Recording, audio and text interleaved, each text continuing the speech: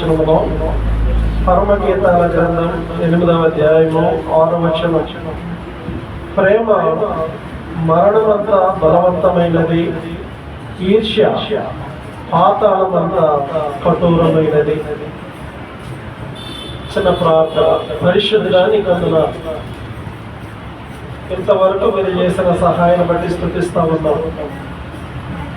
నీ పిల్లలమైన మేము నీ సన్నిధిలో ఉంటూ ఉండగా మాకు కావలసిన వర్తమానాన్ని మీరు అందించి, నీ బిడ్డలకు మేలు కొలుపును అనుగ్రహించి బలపరచమని యేసుక్రీస్తు వారి ఘనమైన నామములో ప్రార్థన చేయించున్నాం మా పరమ తండ్రి. ఆమేన్. ప్రభునందు ప్రియులారా, చదవబడినటువంటి లేఖనం ప్రేమ ఎలాంటిదో రాయబడ్డది. అది మరణమంత బలవంతమైనది. అనగా ప్రేమిస్తే అవతల వారు కొరకు మరణించడానికి కూడా అవతల వారు సిద్ధపడతారు. అది ప్రేమ. ఈర్ష్య, ద్వేషం, అసూయ, మత్సరం ఈర్ష్య యొక్క పర్యాయ పదాలు. అది ఎలాంటిదండి అని ఆలోచన చేస్తే, ఈర్ష్య పాతాళమంత కఠోరమైనది.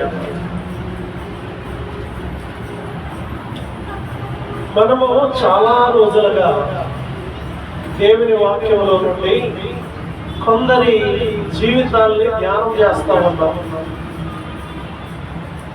వారి జీవితాల్లో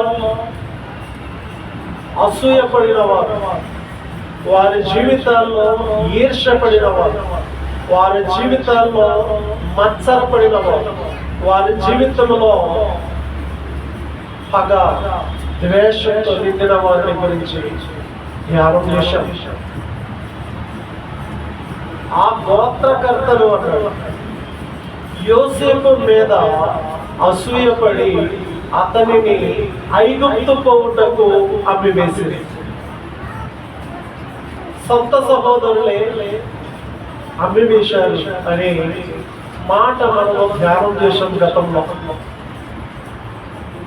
ఈ మత్సరం అనేది, అసూయ అనేది, ఈర్ష అనేది ప్రతి మానవులోనూ ఉంటుంది. భక్తునిలోనూ ఉంటుంది, భక్తులు కాని భక్తిహీనుల్లో కూడా ఈర్ష అనేది ఉంటుంది, అసూయ అనేది ఉంటుంది. దాన్ని పైకి రాకుండా మనం ఎప్పటికప్పుడు దాన్ని ఏం చేస్తూ ఉండాలి అని అంటే, అణుచుకుంటూ అణిచివేస్తూ ఉండాలి. లేకపోతే అది క్రియ చేస్తుంది. ఏం చేస్తుంది? క్రియ. అసూయ వలన ద్వేషాలు వస్తాయి, అసూయ వలన పగ వస్తుంది. యోసేపు మీద అసూయపడి మౌనంగా ఉన్నారా? పగపట్టారు. కనుక అసూయలు వచ్చినప్పుడు, మత్సరాలు వచ్చినప్పుడు, ఈర్షలు వచ్చినప్పుడు విశ్వాసముగా మనము ప్రభు సన్నిధిలో వాటిని అణిచివేసుకోవాలి, కడిగి వేసుకోవాలి. ఆ ఆలోచనే రాకుండా దేవుని ప్రార్థించాలి. యోసేపు మీద అన్నల యొక్క అసూయ, దావీదు ఎదుగుదల మీద సౌలు యొక్క అసూయ, తప్పిపోయిన కుమారుని యొక్క విందును చూసి, ఆ వస్త్రాలను చూసి, ఆ పాదరక్షకులను చూసి, ఆ బంగారపు ఉంగరాన్ని చూసి, ఆ సహోదరుడు, సొంత సహోదరుడే ఇంటిలోనికి తెగింపలేదు, రాలేదు, ప్రతిమలాడవలసి వచ్చింది. కారణం అసూయ. దావీదును చంపాలనే ఆలోచన సౌలుకు వచ్చింది, కారణం అసూయ. ఆ స్త్రీలు దావీదుకు 10,000 కొలదిని, సౌలుకు 1,000 కొలది అన్నారు. కనుక అసూయ.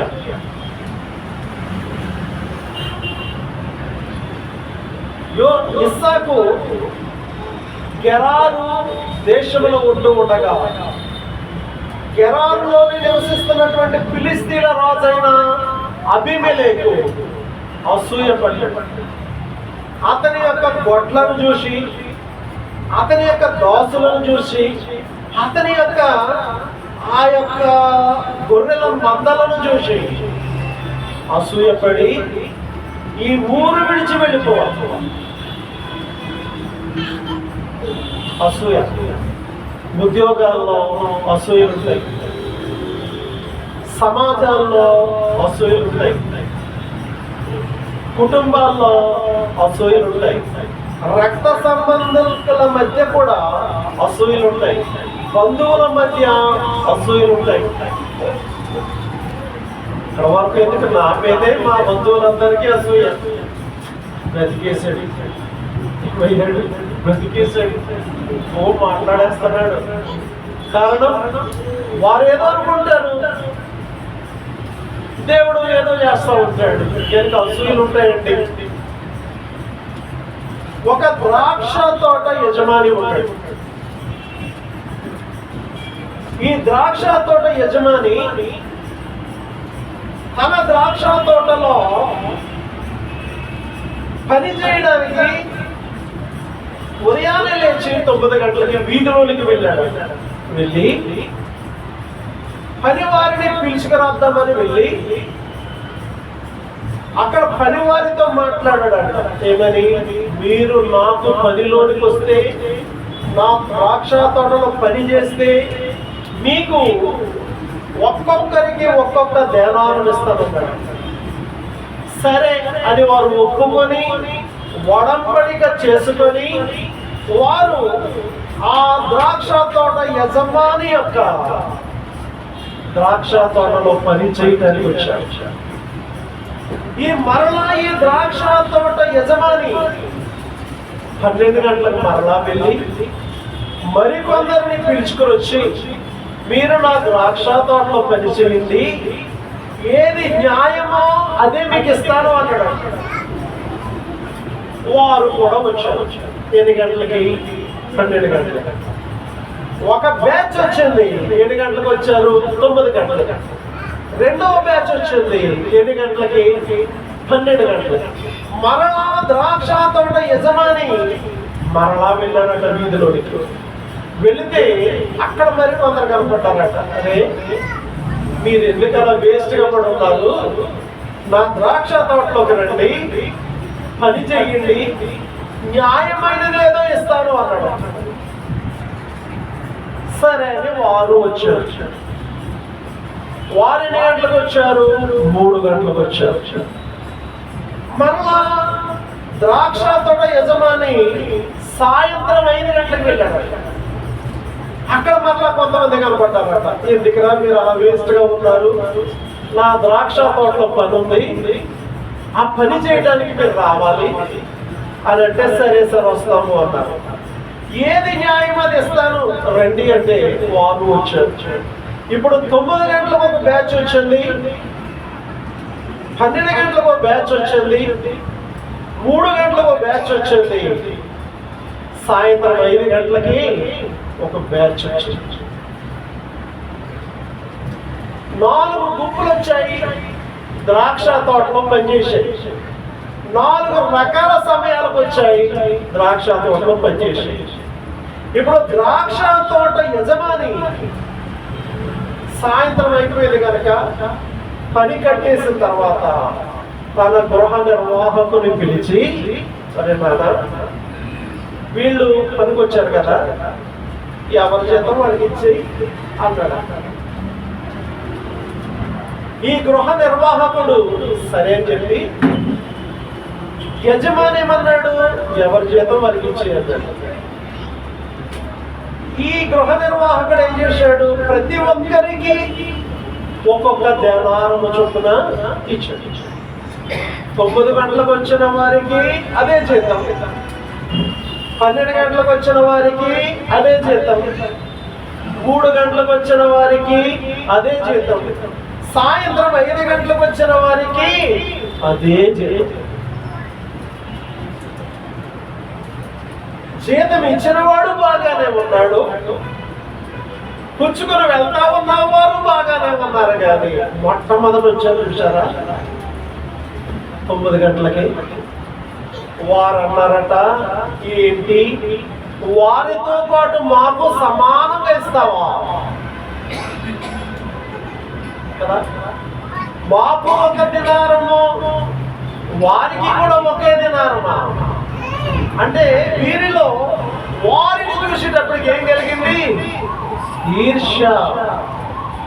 అందుకే ఈర్ష్య పాతాళమంత కఠోరమైనదని మనం చదువుకున్నాం ఇందాక. పరమగీతాలు 8:6 వచనములో మనం చదువుకున్నాం. అంటే వారు ఏదో పనిలో పిలిచాడు, ఏదోలే మనం అనుకున్న డబ్బులు మనకి ఇస్తున్నాడు కదా, అవి తీసుకుని వెళ్ళిపోదాం అలా అనుకోవాలి. వారు ఈర్షపడతా ఉన్నారు. ఇప్పుడు చదువుదాం మత్తయి సువార్త 20వ అధ్యాయం. మత్తయి సువార్త అంటే మీకు అర్థమవడానికి చెప్పాను. మత్తయి సువార్త 20వ అధ్యాయంలో మొదటి వచనం, ఎలాగనగా పరలోక రాజ్యము ఒక ఇంటి యజమానుని పోలి ఉన్నది. అతడు తన ద్రాక్ష తోటలో పనివారిని కూలికి పెట్టుకొనుటకు ప్రొద్దున బయలుదేరి దినమునకు 1 దేనారము చొప్పున పనివానితో ఒడంబడి చేసుకుని తన ద్రాక్ష తోటలోనికి వారిని పంపారు. తరువాత అతడు దాదాపు 9 గంటలకు వెళ్ళాడట కదండి. అర్థమవుతుందా? తన పొలం ఉంది, ఆ పొలము పేరు ద్రాక్ష తోట. ఆ తోటలో పని చేయాలి. ఇప్పుడు ఆయన దాదాపు 9 గంటలకు వెళ్ళి వారితో మాట్లాడాడు, దినమునకు దేనారం ఇస్తాను కదా. సరే అని చెప్పేసి ఈ ప్రొద్దున వెళ్ళిన వారు ఒప్పుకున్నారు. తర్వాత 9 గంటలకు వెళ్ళాడట. వారితో ఏమన్నాడు అంటే 4వ వచనం, మీరును నా ద్రాక్ష తోటలోనికి వెళ్ళుడి, ఏమి న్యాయమో అది మీకు ఇత్తునని వారితో చెప్పగా వారును కదా. 5 గుంపులు కనపడతాయి. ప్రొద్దుటే మామూలుగా 1 దినారం ఇస్తానని చెప్పి ఒప్పుకున్న వారు వచ్చారు. 9 గంటలుగా మరలా వెళ్ళి తీసుకున్న వారు వచ్చారు. ఈ 9 గంటల వారితో ఏమన్నాడు, ఏది న్యాయం అని ఇస్తాను లేవయ్యా, రండయ్యా అంటే వారు వచ్చారు. మరలా ఆ యజమానుడు 6వ వచనం అంటే తిరిగి 5వ వచనం, దాదాపు 5వ వచనం 12 గంటలకు 3 గంటలకు మరలా వెళ్ళి తిరిగి దాదాపు 5 గంటలకు వెళ్ళి మరికొందరు నిలిచి ఉండగా చూచి ఇక్కడ దినమంతా వీరెందుకు ఊరగా నిలిచి ఉన్నారని వారిని అడగగా వారు ఎవరినూ మమ్మల్ని కూలికి పెట్టుకోలేదనేది. అందుకతడు మీరు నా ద్రాక్ష తోటలోనికి వెళ్ళడనేను. సాయంకాలం అయినప్పుడు ఆ ద్రాక్ష తోట యజమానులు తన గృహ నిర్వాహకులు చూచి పనివారిని పిలిచి చివర వచ్చిన వారు మొదలుకొని మొదట వచ్చిన వారి వరకు వారికి కూలి ఇమ్మని చెప్పాను. అంటే ఏది న్యాయం అని ఇస్తానన్నాడు కదా. ఇప్పుడు వారు అక్కడ ఏం చేశారు? లేటుగా వచ్చిన వారు మంచిగా పనిచేశారు. మన పాయింట్ అర్థమైంది ఏంటంటే, ముందు వచ్చిన వారితో సమానంగా లేటుగా వచ్చిన వారు కూడా పని చేశారు కనుక అందరికీ సమానంగా ఏం చేశాడు? ఒక్కో ధ్యానారం ఇచ్చాడు. అప్పుడు ఆ రోజుల్లో ధ్యానారం అంటే కింద పుట్టరుట్లో 50 పైసలు ఉండొచ్చు, ₹1. ఇప్పుడు దినారం అంటే ₹270 ఉంది. ఇప్పుడు ఏమండి 1 దినారు ఎందుకు చెప్తా ఉన్నాను అని అంటే, మేము అక్కడ పని చేసాం కనుక దినారం చేయడం తెలుసు. ప్రియులారా, ఆలోచన చేయండి. ఇప్పుడు గృహ నిర్వాహకుడు వచ్చి అందరికి సమానంగా ఇచ్చేస్తే ఇప్పుడు 19 ఉన్నారు అక్కడ. చూడండి 12వ వచనం, చివర వచ్చిన వారు చివర వచ్చిన వీరు 1 గంట మాత్రమే పని చేసినను పగలంతయు కష్టపడి ఎండ బాధ సహించిన మాతో వారిని సమానము చేసినవే అని ఆ ఇంటి యజమానుని మీద సనుగుకొనిది. మేము పగలంతా ఎండలో సహించి పనిచేసామే, వారు వచ్చి ఒక్క గంటే పనిచేశారే, వారికి మాకు సమానంగా ఇస్తావా అని వారు సరుకున్నారు. ఇందులో మనకేం కనపడుతుంది? ఈర్ష్య. వారికి మాకు సమానంగా ఇస్తావా? ఉద్యోగస్తులు, ఉద్యోగాల్లో ఉన్న వాళ్ళకి తెలిసి బాధ. సేటుగాడు అనేవాడు లేక యజమానుడు అనేవాడు అతని ఇష్టమండి, అతనికి ఎవరు నచ్చుతారో వారికి ఏమేమో ఇచ్చుకుంటాడు, అంతేనా? మనం ఈర్ష పడవలసిన పని ఈ వాక్యం ద్వారా మనం నేర్చుకోవాల్సిన పాఠం ఏంటంటే, నేను ఇందాకే చెప్పాను, ఉద్యోగాల్లో కూడా అసూయలు ఉంటాయి, మత్సరాలు ఉంటాయి, ఈర్షలు ఉంటాయి. ఇది ఉద్యోగమే, ఇది పొలంలో పనిచేసే పని ఉద్యోగం. ఈ ఉద్యోగంలో యజమానుడు ముందే చెప్తాడు ఏది న్యాయమో ఇది ఇస్తానంటాడు. వారినైతే ఒడంబడిక ఏమని, అబ్బాయి రోజంతా పనిచేస్తే దీనికి ఆరంభిస్తానంటాడు. సరే అన్న, వారు ఒడంబడిక చేసుకొని వచ్చారు. వీరు ఒడంబడిక ఏది న్యాయమని ఇస్తూ వెళ్ళలేదు ఇస్తానన్నాడు అనుకుని వచ్చారు. తీరా వీరు పని నచ్చింది, యజమానుడి ఇష్టం. యజమానుడు ఏం చేశాడు? ఆ మొదట వచ్చిన వారితో సహా సమానముగా ఈ చివర ఒక్క గంట ముందు వచ్చిన వారికి కూడా ఒకే దినాలను చొప్పున ఇవ్వగా, మొదట వచ్చిన వారికి ఏం కలిగిందనంటే అసూయ, ద్వేషం, మత్సరం, ఈర్ష అనేది వచ్చి సనుక్కుంటున్నారు. ఇప్పుడు ఆ యజమానుడు ఏమంటున్నాడు అని అంటే, అందుకతడు వారిలో ఒకరిని చూచి, స్నేహితుడా నీకు నేను అన్యాయం ఏమీ చేయలేదే, నీవు నా యొద్ద ఒక దేనారమునకు ఒడంబడిక చేసుకొనలేదా? నువ్వు ఒక్క దినారానికి ఒప్పుకున్నావు కదా, దాన్ని బట్టే కదా నీకు జీతం ఇచ్చాను అని ఈ యజమానుడు అతనితో చెప్తున్నాడు. నీ సొమ్ము నీవు తీసుకుని పొమ్ము, నీకిచ్చినట్టే కడపట వచ్చిన వీనికి చుట్ట నాకిష్టమై ఉన్నది కదండి. అది యజమానుడి ఇష్టం. యజమానుడి ద్రాక్ష తోట, యజమానుడి డబ్బు, పిలిచిన వాడు యజమానుడు. మొదటి వచ్చిన వానితో ఒడంబడిక జరిగింది, రెండవది, మూడవది, నాలుగవది, ఐదవది, ఈ నలుగురితో కూడా ఒడంబడిక జరిగింది. ఏది న్యాయమో అది ఇస్తానని. కానీ ఆయన దృష్టిలో పాపం లేటుకు వచ్చిన కష్టపడి పనిచేశారు అని ఒక ఆలోచన వచ్చి ఆయన సమానంగా ఇచ్చాడు. అది నా ఇష్టం అన్నాడు. నాకిష్టము వచ్చినట్లు నా సొంత సొమ్ముతో చేయుట న్యాయము కాదా? నేను మంచివాడనైనందుకు నీకు కడుపు మంటగా ఉన్నదా? ఆలోచన చేస్తున్నారు. ఈర్ష్య. మన అంశం ఏంటి అంటే, ఎఫ్రాయిములో అసూయ ఉన్నది, ఎఫ్రాయిములో మత్సరం ఉన్నదని ప్రారంభించాం. అక్కడ నుండి మనం ఒక్కొక్క వారం కొంతమంది భక్తుల గురించి, కొంతమంది గురించి, ఈర్ష్య పడిన వారి గురించి చెప్పుకుంటూ వస్తున్నాం. యోసేపు మీద ఈర్ష్యని, దావీదు మీద ఈర్ష్యని,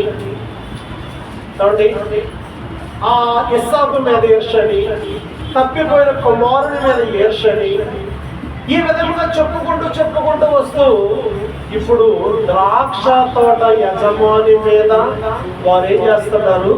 సరుగుకుంటున్నారు. కారణం, వారికి మాకు సమానమేనా? కనుక ప్రియులారా ఆలోచన చేయండి, సమానముగా ఎంచుకోకూడదు. ఎలా ఎంచుకోకూడదు? సమానముగా చేసుకుందాం. దేవుడు ఎవరికి కృప వర్ణిస్తాడో తెలియదు. కనుక విశ్వాసులైన వారు ఎలా ఉండాలి అని అంటే, ఈర్షపడేవారుగా, ఉద్యోగాల్లో ఉన్నప్పుడు ఈర్షపడేవారుగా ఉండకూడదు. దేవాలయం ఇష్టం.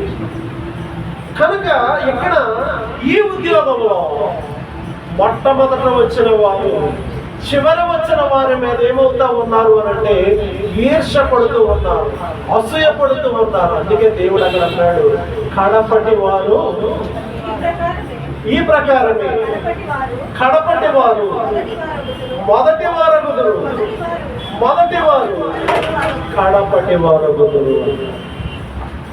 ఉద్యోగాల్లో ఈర్ష్య, సింహాసనములో ఈర్ష్య.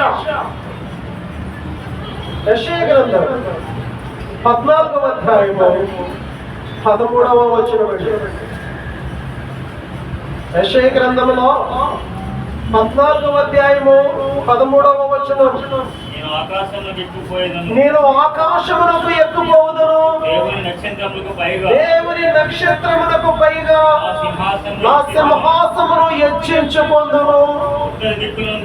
ఉత్తర దిక్కున ఉన్న సభా పర్వతం మీద కూర్చుందును, మేఘ మండలము మీదకి ఎక్కుదును, మహోన్నతునితో నన్ను సమానునిగా చేసుకుందును. చాలు కదా. అంటే మహోన్నతుడు ఆయన ఎవరు? మహోన్నతుడు ఆయన సభాపర్వతం మీద కూర్చుంటాడు. ఎందుకు? మహోన్నతుడు. ఆయన మహోన్నతుడు కనుక ఆయన నక్షత్రములకు పైగా తన సింహాసనాన్ని హెచ్చించుకుంటాడు. అక్కడ వ్రాయబడ్డాడు. ఆయన మహోన్నతుడు కనుక ఆకాశము పైకి ఎక్కిపోయి అక్కడ సింహాసనాన్ని స్థాపించుకుంటాడు. ఆ మహోన్నతుని మీద మరొకడు ఇక్కడ ఈర్ష్య పడతా ఉన్నాడు, అసూయ పడతా ఉన్నాడు, మత్సర పడతా ఉన్నాడు. నేను కూడా మహోన్నతునితో సమానము కదా. అక్కడ చదవండి, నేను కూడా మహోన్నతునితో సమానము, నన్ను సమానునిగా చేసుకుందును కదండి. నేను కూడా ఉత్తర దిక్కునున్న సభాపర్వతం మీద కూర్చుందను, నేను కూడా మేఘమండలం మీదకి ఎక్కుదును, నేను కూడా ఆకాశములకు ఎక్కిపోవుదును, నేను కూడా దేవుని నక్షత్రములకు పైగా నా సింహాసనమును హెచ్చించుకోదును. అయ్యో ఆయన దేవుడు కదా. అంటే దేవుని మీద కూడా ఈర్ష్య. గమనించండి, దేవుని మీద కూడా అసూయ, దేవుని మీద కూడా మత్సరం. ఆయనండి నక్షత్రములకు పైగా సింహాసనం ఉంది, మనకైతే ఇక్కడే ఉంది. అప్పుడు ఈయన కూడా ఎక్కడ ఉన్నాడు? ఆకాశంలోనే ఉంటాడు. ఆయన ఒక నక్షత్రమే. ఆ 12వ వచనంలో చూడండి, పైన తేజో నక్షత్రమా కదా. ఈ అంటున్నవాడు ఎవరంటే తేజో నక్షత్రం అంటున్నాడు, వేకువ చుక్క అంటున్నాడు కదా. ఇప్పుడు ఈ తేజో నక్షత్రము, ఈ వేకువ చుక్క ఆకాశములో నుండి పడిపోయింది కదా. ఇంకేమన్నాడు? జనములను పడగొట్టిన నీవు నేల మట్టము వరకు నరకబడిపోతివి. దేవుని మీద అసూయపడిన నక్షత్రం, దేవుని మీద అసూయపడిన తేజో నక్షత్రం, దేవుని మీద అసూయపడిన వేకువ చుక్క ఏమైందండి అంటే పాతాళమునకు పడిపోయిందంట, పడవేయబడ్డది అన్నాడు. అక్కడ వ్రాయబడ్డది నేల మట్టము వరకు, ఆకాశము నుండి నేల మట్టము వరకు అన్నాడు. 15వ వచనములో పాతాళమునకు నరకములో ఒక మూలకు త్రోయబడ్డావు. ఈ వేకువ చుక్క, ఈ తేజో నక్షత్రం పడద్రోయబడటానికి గల కారణం అసూయ. వేకువ చుక్క ఎవరండి? తేజో నక్షత్రం ఎవరండి అంటే ఒక కెరూబు, ప్రధాన గాయకుడైన కెరూబు. దాన్ని బైబిల్ వ్యాఖ్యానకర్తలు లూసిఫర్ అన్నారు. ఏమన్నారు? లూసిఫర్. బైబిల్ పండితులు లూసిఫర్ అని దానికి వ్యాఖ్యానం చేశారు. ఆ లూసిఫర్ అనే దేవదూత ఆయన అక్కడ ఉండగా ఎక్కడ అత్యున్నతమైన సింహాసనం మీద ఆయన నక్షత్రములకు పైగా అక్కడ ఉంటూ ఉండగా వీడికి అసూయ వచ్చేసింది. ఆయన అక్కడ ఉంటూ క్రిందకి అప్పుడప్పుడు వచ్చి ఏదేను తోటలో ఆ ఏదేనంతా నిర్మించడం, ఆ సృష్టిని అంతా తయారు చేయటం, అవన్నీ చూస్తూ ఉన్నాడు అక్కడ నుండి. అమ్మో, ఈయనకి ఇంత పెద్ద సింహాసనమా, నక్షత్రాల కంటే పైకి వెళ్ళిపోయాడు ఆయన. నేను ఎందుకు వెళ్ళకూడదు? నేను కూడా సభాపర్వతం మీదకి ఎక్కిపోతాను. నేను కూడా మేఘ మండలం కంటే ఆయన కంటే హై లెవెల్లో ఉంటాను. అక్కడ ఆ మాట చదివితేనండి, దేవుని నక్షత్రములకు పైగా నా సింహాసనం హెచ్చించుకుందును అన్నాడు. అలాగా మాట్లాడుతూ ఉండగా వాడేమయ్యాడు అని అంటే 15వ వచనములో, నీవు పాతాళమునకు నరకములో ఏమండి త్రోయబడ్డాడు. తేజో నక్షత్రం ఏమయ్యాడు? త్రోయబడ్డాడు. ప్రధాన దూత ఏమయ్యాడు? త్రోయబడ్డాడు. వేకువ చుక్క ఏమయ్యాడు? త్రోయబడ్డాడు. ఎక్కడి నుండి ఎక్కడికి? ఆకాశము నుండి పాతాళము. ఎంత విచారం! త్రోయబడడానికి గల కారణం అసూయ. ఎవరి మీద అసూయ? దేవాది దేవుడైనా కదా, ఆయన మంచి గాయకుడండి. ఆయన దగ్గర స్వరమండలము ఉంది. 11వ వచనం చూడండి ఒకసారి. నీ మహత్యము, నీ స్వరమండలమును పాతాళములో పడవేయబడెను కదా. నీ స్వరమండలం, నీ యొక్క మహత్యము ఎక్కడ పడవేయబడ్డదంటే పాతాళములో పడవేయబడెను. దేవుని సింహాసనములకు పైగా ఏమండి నా సింహాసనం ఉండాలి. ఆయనతో పాటు నా సభాపర్వతం, అంటే ఆయన సభాపర్వతమైనటువంటి ఆ పర్వతం మీద నేను ఎక్కాలి. చివరికి ఏమయ్యాడండి అని అంటే ప్రకటన గ్రంథములో 9వ అధ్యాయం 1వ వచనములో ఆ తేజో నక్షత్రం 9వ అధ్యాయం 1వ వచనం రాలిపోయినట్లుగా చూస్తా ఉన్నాం. 5వ దూత బూర ఊదినప్పుడు ఆకాశము నుండి భూమి మీద రాలిన కదండి. ఆలోచన చేయండి. పాత నిబంధన గ్రంథం ఛాయ, క్రొత్త నిబంధన గ్రంథం నిజ స్వరూపం. ఆ భక్తుడు అక్కడ పలికాడు. ఆమోజు కుమారుడైన యెషయా ద్వారా దేవాది దేవుడైన యెహోవా పలికించాడు ప్రవక్త. ఇప్పుడు వాడేమయ్యాడండి అని అంటే ఆ తేజో నక్షత్రం ఆకాశము నుండి నేలకు రాలుట నేను చూచాను. రాలిన వాడి పేరు తేజో నక్షత్రం. రాలిన వాడి పేరు నక్షత్రం. ఒక స్టార్ కింద పడిపోయాడు. రాలిన వాడు పేరు వేకువ చుక్క, అంటే తెల్లవారుజామున కనపడుతుంది. కొన్నిసార్లు ఇంకా చీకటి ఉండగానే వేకువ చుక్క కనపడుతుంది. ఫుల్ లైటింగ్ లో కనపడుతుంది. కారు చీకట్లో కనపడుతుంది. అది వెలుగుగా కనపడుతుంది. అలాంటి వేకువ చుక్క, అలాంటి తేజో నక్షత్రం. ఆ నక్షత్రం నేలను రాలుట నేను చూసిన పద్మాస ద్వీపములో యోహాను భక్తుడు వర్తమాన భూత భవిష్యత్ కాలములో జరిగే సంగతులను గురించి దర్శన రీతిగా చూస్తా ఉన్నాడు. ఆయన మాట్లాడుతున్నటువంటి మాటలు మనం వింటా ఉన్నాం. ఏమంటామన్నాడు అని అంటే రాలుట.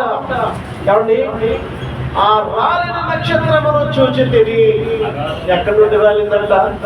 ఆకాశము నుండి రాలింది. దానికి ఏమని పేరు? సాతాను. 12వ అధ్యాయం 9వ వచనం. అదే ప్రకటన గ్రంథం 12వ అధ్యాయం 9వ వచనంలో కాగా సర్వలోకమును మోసపుచ్చుచు అపవాది అనియో సాతాను అనియో పేరు గల ఆది సర్పమైన ఆ మహాఘట సర్పము పడద్రోయబడెను. కదండి, పడద్రోయబడ్డ తేజో నక్షత్రముగా ఉంది, వేగవ చుక్కగా ఉంది, తర్వాత నక్షత్రముగా ఉంది. ఇప్పుడు ఎలాగ మారింది అంటే సాతానుగా, అంటే తన స్థితి ఎలా మారిపోతా ఉందో చూసారా? దేవుని సముఖంలో ఉన్నప్పుడు తేజో నక్షత్రం, దేవుని సముఖంలో ఉన్నప్పుడు వేకువ చుక్క, నేలను రాలినప్పుడు పద్మాసు దీపములను యోహాను చూస్తున్నటువంటి ఆ తేజ నక్షత్రం నక్షత్రము వలె రాలిపోయేను అన్నాడు. ఆ నక్షత్రం సాతాను అన్నాడు, ఘట సర్పము అన్నాడు, పేర్లు పెడుతున్నాడు చూడండి. సర్వలోకమును మోసపుచ్చుచు అపవాది అనియు సాతాను అనియు పేరు గల ఆది సర్పమైన ఆ మహాఘట సర్పము పడద్రోయబడెను. అది భూమి మీద పడద్రోయబడెను. పడద్రోయబడిన దేవత. అర్థమైందండి? కారణం అసూయ. పడద్రోయబడెను అన్నాడు. దాని దూతను దానితో కూడా, దాని దూతలు దానితో కూడా పడద్రోయబడి రాయబడ్డది కదండి. ఇప్పుడు ఈ లూసిఫర్ అనేవాడు ప్రధాన గాయకుడు. వాడు స్వరమండలం అని మనం చదువుకున్నాము కదండి. ఆ యక్షగాల 14 చదువుకోండి, అక్కడ అన్ని చక్కగా రాయబడ్డాయి. వాడి యొక్క గుణగణాలన్నీ అవన్నీ కూడా ఎక్కడ పడ్డాయి? నేల మీద పడ్డాయి. రాలిపోయిన నక్షత్రం అన్నాడు, దాన్ని అపవాది అన్నాడు, దాన్ని సాతాను అన్నాడు, అది మహాఘట సర్పము అన్నాడు, అది మోసపుచ్చేది అన్నాడు, అది పడద్రోయబడింది అన్నాడు. దానితో పాటు దాని దోతలు కూడా పడద్రోయబడ్డాయి. ఒక గాయకుడు ఉన్నాడంటే గాయకుడి చుట్టూ ఎవరున్నారు? ఒక బ్యాండ్ ఉంటుంది కదా, ఉంటుందా లేదా? ఈ మేళం అంతా కూడా గాయకుడితో పాటు కింద పడద్రోయబడ్డ వాడు శిష్యులు, అంటే వాడు ప్రధాన దూత అయితే ఆ ప్రధాన దూతతో ఉన్నటువంటి దూతలంతా, ఆ దూతల సమూహం అంతా పడద్రోయబడ్డాయి. పడద్రోయబడి ఏమయ్యాయి? అపవాది అనియు సాతాననియు దయ్యం పట్టుకుంటారు చూసారా? దయ్యమేమీ లేదు భూలోకంలో. అసలు దయ్యాన్ని దేవుడు తయారు చేయాల. ఈ పడద్రోయబడిన దేవదూత ఏమయ్యాడు? చదువుకున్నాం కదా, సాతాననియు అపవాదనియు కదా, ఘట సర్పమనియు. ఇప్పుడు దయ్యం అంటే ఏంటి? సైతం పెట్టుకుందంట అంటారు. ఆలోచన చేస్తున్నారు. పడ్డప్పుడు ఒక్కడే పడ్డాడా? ఆ సమూహాన్ని అంతటిని, సైన్యాన్నంతటిని, తన ఆస్థానంలో ఉన్న సైన్యాన్నంతటిని కూడా అక్కడ పడద్రోయబడ్డారు. యెహోవా దేవుడు అక్కడ పడద్రోయబడితే వాడు కింద పడినప్పుడు అపవాదిగా, సాతానుగా, ఘట సర్పముగా భూలోకాన్ని, సర్వలోకాన్ని నాశనము చేసేవాడుగా వాడు ఏమయ్యాడు? భూలోకంలో పడి సైతానయ్యాడు. అక్కడ రాయబడ్డాయి. సాతాననియు అపవాదయ్యాడు, అపవాదనియు అని పేర్లు. ఈయనేం చేస్తాడు అని అంటే, అసలు వాక్య ప్రకారంగా మనం చదువుకుంటే చనిపోయిన వారికి రారు అంటాడు యోగు భక్తుడు. వారికి రారు. చాలా మంది ఏమంటారంటే, రాత్రికి కళ్ళకి వచ్చాడు, కళ్ళకి వచ్చింది, నాకు ఒకటిగా అక్కడ ఏముంది, ఆ చెట్టు కింద ఏముంది, అక్కడేముంది, ఎక్కడేముంది, ఏంటది? చనిపోయిన మనిషి అంట. వీడు ఎవడు? ఈ పడిపోయినోడు, వాడి సమూహము ఎవరైతే చనిపోయారో వాడి రూపాన్ని దాల్చి ఆలోచన చేస్తున్నారు. ఎవరైతే దేవుని నమ్ముకోకుండా చనిపోయారో వారి రూపాన్ని దాల్చి వారి రూపంలో వస్తారు సాతానులా. అంతే తప్ప చనిపోయిన వాళ్ళు ఎక్కడికి తిరగరు. అలాగైతే ఇంకా మనకి బోర్డర్లో యుద్ధాలు చేయడానికి సైకిల్ అవసరంలా, ఆ యుద్ధం మనం జయించేస్తారు. ఏమంటే ఆలోచించేది కనుక ప్రియ దేవుని పెట్టారా, అందుకే మనం పోరాడున్నది కదా శరీరంతో కాదురా, వాయుమండల సంబంధము దురాత్మల సమూహం అన్నాడు. ఎక్కడది? పడద్రోయబడిన దురాత్మల సమూహం. కనుక ప్రియ దేవుని పెట్టారా, ఆలోచన చేయండి. ఇది పెద్ద సబ్జెక్ట్ ఇప్పుడు కనుక ప్రియ దేవుని పెట్టారా, ఈ పరిస్థితి ఎందుకు వచ్చింది? సాతానుగా పడద్రోయబడటానికి గల కారణం, అపవాదిగా పడద్రోయబడటానికి గల కారణం, ఘట సర్పముగా మార్చబడటానికి గల కారణం, నరక పాత్రుడుగా ఉంచబడటానికి గల కారణం ఏంటండి అంటే అసూయ, ద్వేషం, ఈర్ష్య, మత్సరం. నేను కూడా మహోన్నతునితో సమానముగా ఉండిపోవాలి, నేను కూడా సర్వోన్నతిని సింహాసనం పై కంటే నా సింహాసనం ఉండాలి, ఆయన నక్షత్రముల కంటే పైన నేను ఉండాలి. ఎంత దారుణం! కంపెనీలో పనిచేస్తాం, సేటుగాళ్ళు ఉండేస్తారు. సేటుగాళ్ళు ఒక క్యాబిన్ ఉంటారు, అప్పుడప్పుడు పిలుస్తాడు, మనం వెళ్తాము, కనపడతాం, ఏదో భాష ఎత్తాడు, ఆ భాషను వినేసి లోపల ఊరుకుని వచ్చేస్తాం. అంతేనా? చేసాం, ఏమో చేసాం కనుక అలాగే ఉంటాయి. కొన్నిసార్లు అప్రిషియేట్ చేస్తాడు మంచిగా, కొన్నిసార్లు బ్యాడ్ కామెంట్స్ ఉంటాయి, చేస్తాం, భరించాలి. అంతేగాని అబ్బాయి ఆ సీటే నాకు కావాలంటే అసూయ. కనుక పడద్రోయపడ్డాడు. దేని బట్టి పడద్రోయపడ్డాడు? అసూయను బట్టి. కనుక ఈర్ష పాతాళమంతా కఠోరంలో. ఎక్కడ ఆకాశము, ఎక్కడ పాతాళం? వాడు ఎక్కడి నుంచి ఎక్కడ పడద్రోయబడ్డాడు? ఆకాశములో ఒక స్టార్. పడద్రోయబడిన తర్వాత సాతాను, ఘట సర్పం. సర్పం ఎక్కడ బాగుంటుంది? నువ్వు నేల మీదే బాగుంటావు అన్నాడు కదండి. కనుక ఆలోచన స్థితి ఎలా మారిపోయింది? వంచే స్థితి. సైతాన్ ఏం చేస్తుంది? వంచన. సైతాన్ ఏం చేస్తుంది? పీడిస్తుంది. ఈ స్థితి ఎందుకు వచ్చింది? చక్కగా స్టార్ గా వెలుగుతున్నటువంటి తేజో నక్షత్రం పడిపోవడానికి గల కారణం ఏంటంటే అసూయ. కనుక విశ్వాసంగా మనము కూడా ఒక స్టార్స్మే. మీరు గుర్తించుకోండి అంతే. లోకములో నుండి ఆశ్చర్యకరమైన వెలుగులోనికి తీసుకొచ్చాడు. వెలుగులో ఉన్నామంటే ఎవరున్నాను? స్టార్స్. మళ్ళా చీకటిలోనికి పోకుండా. చీకట్లో ఎప్పుడు పోతాం? ఈర్ష, ద్వేషం, మత్సరం, అసూయ ఇవి వచ్చినప్పుడు మళ్ళీ ఎక్కడ పోతాం? పడద్రోయ పడతాం. ఆయనే పడద్రోయ చేస్తాం. కనుక ఆ పరిస్థితి మనకు కలగకుండా జాగ్రత్త పడి దేవుని సన్నిధిలో మంచిగా చక్కగా అలాంటి దుర్బుద్ధి పుట్టినా కూడా, ఈర్ష అనే దుర్బుద్ధి, కాబట్టి మత్సరం అనే దుర్బుద్ధి పుట్టినా కూడా మనకి దేవుడు ఎవరు ఇస్తాడు అనుకుంటూ మనసును అంచుకుంటూ దేవుని సన్నిధిలో ప్రార్థన చేస్తూ ఆయన వాక్యానుసారమైన జీవితం కలిగి ముందుకు సాగాలని కోరుచు ఈ మాటలు ముగిస్తున్నాను. దేవుడు తన వాక్యాన్ని దీవించి ఆశీర్వదించును గాక. ఆమేన్. పరిశుద్ధమైన దేవా, నీకు వందనాలు. మత్సరము ద్వారా, ఈర్ష ద్వారా, అసూయ ద్వారా ప్రభువా,